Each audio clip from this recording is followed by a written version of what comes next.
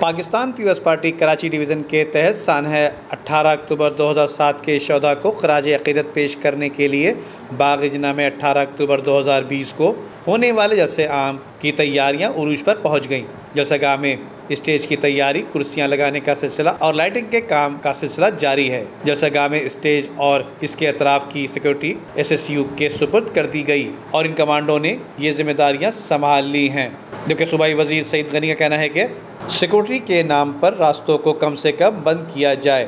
جبکہ کوشش کی جا رہی ہے کہ اتوار کو جلسے سے قبل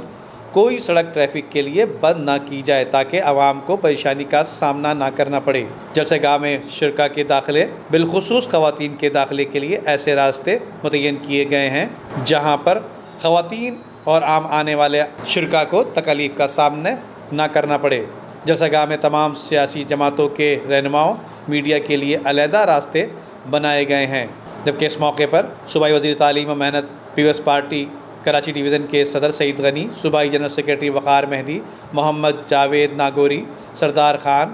آصف خان سمیت دیگر پارٹی کے عہدیداروں نے جلسہ گاہ کا دورہ کیا۔ Nadeem Siddiqui, metro 7 city news, Karachi.